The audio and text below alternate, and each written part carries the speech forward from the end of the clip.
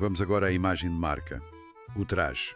Aquela figura do estudante com capa e instrumento tornou-se icónica. Como é que se fixou essa imagem? Bem, a imagem foi-se construindo, não foi imediata. O traje académico tradicional espanhol, que incluía a sotaina ou manteio, uma espécie de capa longa, e o tricórnio já existia, claro. Mas o seu uso obrigatório foi abolido por volta de 1835, com as reformas liberais que acabaram com certos privilégios clericais e académicos. Então o traje que vemos hoje não é o original. Não exatamente. O traje que hoje associamos mais às tunas foi, em grande medida, moldado pelo figurino criado para a estudiantina espanhola, que foi a Paris em 1878. Aquela que a Fígaro depois copiou e ajudou a popularizar. Exatamente, essa mesmo. Era um traje mais estilizado, talvez um pouco mais teatral, tinha calças justas, chamadas trusas, um gibão, que é um casaco curto e justo, e a capa mais curta, o ferraruelo, que frequentemente era adornada com fitas coloridas. Detalhes como a colher de marfim pendurada no chapéu também surgem por esta altura. E foi feito por quem? Foi desenhado e confeccionado por uma alfaiataria ligada ao Teatro Real de Madrid, o que mostra bem a intenção de criar uma imagem marcante, não é? E claro, a enorme popularidade destes grupos e a sua divulgação na imprensa da época ajudaram a fixar este modelo. Há até representações visuais curiosas.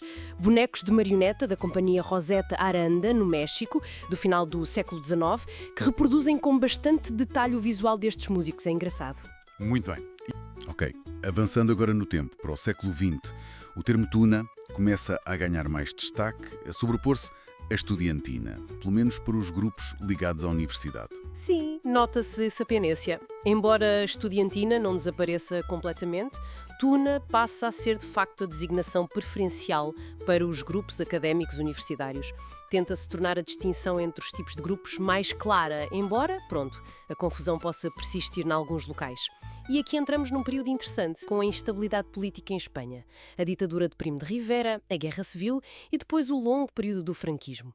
Como é que isso afetou as tunas? Bem, o regime franquista, depois de 39, viu nas tunas uma ferramenta, um potencial instrumento de propaganda e de controlo dos estudantes universitários. Criaram leis, a Lei de Ordenação Universitária de 43, outras ordens para enquadrar e controlar isto tudo de forma muito rigorosa. A ditadura franquista em Espanha impôs um controle mais apertado sobre muitas associações, incluindo as tunas. Há uma ordem do Sindicato Espanhol Universitário, o SEU, datada de 1955, que veio mesmo regulamentar as tunas. Regulamentar? Em que sentido? Que tipo de controle era esse? Essencialmente, passavam a ter as suas finanças geridas pela administração do SEU, uma espécie de controle orçamental, e ficavam proibidas de realizar certas atividades sem autorização prévia, coisas como assinar contratos publicitários ou organizar peditórios públicos, mesmo os de benefício que falámos antes. Era, claramente, uma forma de manter estas associações juvenis universitárias sob vigilância e controle do regime. As fontes falam mesmo num controle asfixiante. Quer dizer, criar uma tuna, fazer atividades, até acabar com ela. Tudo dependia do seu. Exatamente. E havia sanções descritas como brutais para quem não alinhasse. Parece também que houve um esforço grande para criar uma história oficial, mais romanceada. Romanceada? Como? Ligando as tunas diretamente à Idade Média, ao século de Ouro, uma coisa assim muito antiga e tradicional. Para quê? Para lhes dar uma legitimidade alinhada com o regime, provavelmente. Essa narrativa, que as fontes mais recentes desmontam, ajudava a dar essa ideia de tradição eterna, muito espanhola, e esquecia ou diminuía as origens mais populares do carnaval do século XIX, que eram mais desarrumadas, talvez. Mas apesar desse controlo, parece que houve um novo fôlego, um renascimento, sobretudo a partir dos anos 50 e 60, não é? Sem dúvida. Assiste-se à formação de novas tunas em universidades e faculdades que antes não as tinham. O caso da tuna do Distrito Universitário de Granada, fundada em 1948, é um exemplo. E um fator que foi absolutamente crucial foi o aparecimento das gravações discográficas, ali nos anos 60. Os discos? Exato. Isso ajudou a popularizar enormemente certas canções que se tornaram hinos do repertório das tunas. Um marco foi a gravação de Clavelitos, em 1961, pela Tuna Hispano-Americana de um colégio maior de Madrid. Essa canção ficou para sempre associada às tunas. Muito interessante. E para além da história principal, há sempre aqueles pormenores mais curiosos. As fontes falam de mascotes. O que era isso? Sim, é um detalhe engraçado do final do século XIX e início do XX. Algumas estudiantinas incluíam crianças, vestidas também à estudante, que funcionavam como mascotes. Nem sempre tocavam instrumentos, mas faziam parte do apelo visual do grupo, davam um toque pitoresco. Existe uma fotografia da figura linarense de 1903 que mostra isso mesmo, uma criança vestida a rigor no meio dos músicos. E a famosa beca? A beca, embora possa ter raízes anteriores, é neste período que se torna mais formalizada, regulamentada, como parte dessa identidade visual controlada pelo seu. Cada faculdade a sua cor, tudo muito direitinho. E nos concursos do seu, ao início, só podia ir uma tuna por universidade, escolhida por eles. Controle total. E quando a ditadura acaba e chega à democracia, o fim do seu foi o fim das tunas? Nada disso. Pelo contrário, as fontes, especialmente as mais recentes, como as sobre Extremadura, mostram que elas continuaram e até se multiplicaram. Parece que o fim do controle apertado até lhes deu um novo fôlego. A sério? Sim, surgiram ou reforçaram-se tunas em muitas faculdades, escolas politécnicas, medicina, direito, engenharia, ciências, em cidades universitárias antigas e novas. E as tradições? Mantiveram-se? As rondas, as viagens? Muitas mantiveram-se, as rondas, as serenatas, talvez hoje mais em residências universitárias ou eventos, não tanto na varanda da namorada desconhecida. As viagens, os apodos, as alcunhas que cada um recebe, os certames, os concursos, que hoje são imensos e muito diversos, e, claro, a camaradagem, o espírito de grupo. As fontes da Extremadura dão exemplos vivos disso em Badajoz, Cáceres, Mérida. E a parte da caridade, dos expeditórios, isso acabou? A postulação na rua, como era no século XIX, sim, isso tornou-se muito raro ou desapareceu. Mas muitas tunas continuam a atuar de graça em galas solidárias para associações. Mantém essa ligação. Sim, adaptada aos tempos. Citam o exemplo da Tuna de Medicina de Múrcia, que desde que foi fundada em 69, mantém essa vertente de colaboração com causas sociais. Portanto, a tuna hoje é um espaço complexo. Mantém a música, a tradição, umas partes mais antigas, outras talvez reinventadas, a vida social intensa, mas adaptou-se, sobreviveu a tentativas de controle e continua aí, na vida universitária, com muitos formatos, até com ligações internacionais. E assim, pronto, chegamos ao fim desta nossa conversa. Foi um percurso longo, não foi?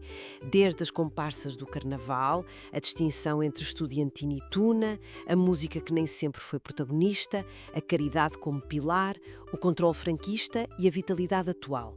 Que ideia principal fica disto tudo? Fontes mostram ao longo do tempo uma tensão entre a origem popular, espontânea da rua, da festa e as tentativas que vieram depois, de organizar, formalizar, dar estatuto social e às vezes controlar politicamente. Tentativas vindas dos próprios estudantes ou do Estado. E a questão que fica é, como é que esta dualidade, rua versus instituição, folia versus formalidade, liberdade versus controle, como é que isto tudo moldou a tuna que vemos hoje? Com as suas práticas, os seus rituais, é algo para continuar a pensar.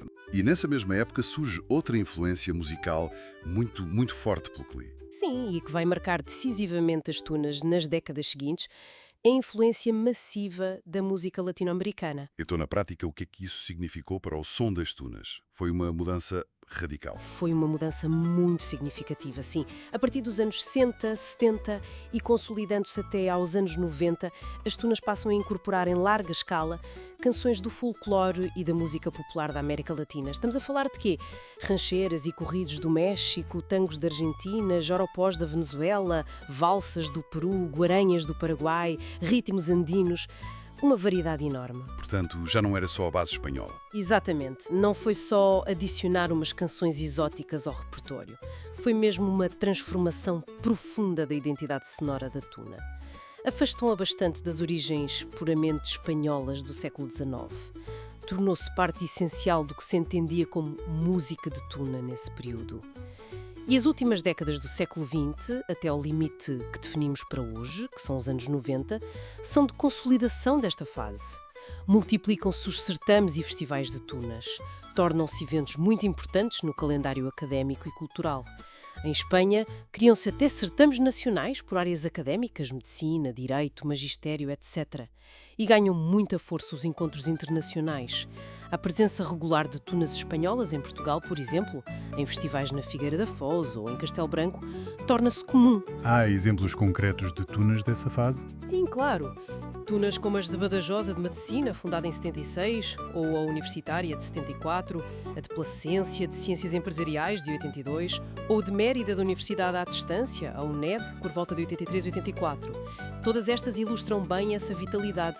Tinham atividade constante, faziam viagens, participavam em eventos e até compunham temas originais. Há uma canção da Universitária de Badajoz de 1982, por exemplo. Curioso. Outro ponto que as fontes ajudam a clarificar e que acho importante é a questão da origem. De onde vêm realmente as tunas? Aquela ideia muito difundida que as liga diretamente aos goliardos medievais ou aos supistas. Sim, os estudantes pobres que comiam sopa nos conventos. Exato. Essa ligação é sustentada pela investigação histórica. Bem, parece ser mais um mito romântico do que uma realidade comprovada para a gênese destas formações específicas do século XIX. Embora a figura do estudante boêmio exista no imaginário, a estudantina tuna, tal como a conhecemos a partir de meados do século XIX, parece ter raízes bem mais diretas nas comparsas carnavalescas dessa época e na evolução social e musical que então ocorreu. A ligação medieval é mais ténue, mais difícil de documentar para estes grupos que estamos a analisar. Faz sentido. E, voltando um pouco atrás, a necessidade de usar nomes como Tuna Universitária de ou Tuna da Faculdade de surgiu precisamente para se demarcarem dos outros tipos de estudantinas. Bem, e assim concluímos este percurso. Mais de um século de história fascinante das estudantinas e tunas, vimos as origens nas festas de carnaval, a diversificação dos grupos, o papel social importante na beneficência, a forma como o traje e o som se foram definindo e a sua evolução, a expansão e até a regulamentação ao longo do século XX, até chegarmos ali aos anos 90. Foi uma viagem, sim, que nos mostrou como estes grupos, com as suas capas, os seus instrumentos, as suas canções, são um reflexo vivo das mudanças sociais, culturais e até das influências musicais que atravessaram este período. Sobretudo essa forte ligação à América Latina, que realmente redefiniu o seu repertório e identidade na segunda metade do século XX, pelo menos até à década de 90 que abordamos. É uma tradição com uma notável capacidade de adaptação, sem dúvida. Fica talvez uma questão para reflexão. Tendo visto esta evolução até 1990, tão marcada pela organização em festivais e pela absorção de influências musicais externas, como terá esta tradição continuado a evoluir nas décadas seguintes, perante um mundo musical e social ainda mais acelerada, com novas tecnologias, novos gostos? Que novas adaptações ou talvez resistências terão encontrado estes grupos? Fica a ideia, quem sabe, para uma futura exploração. Por agora, agradecemos a companhia nesta análise. Até breve.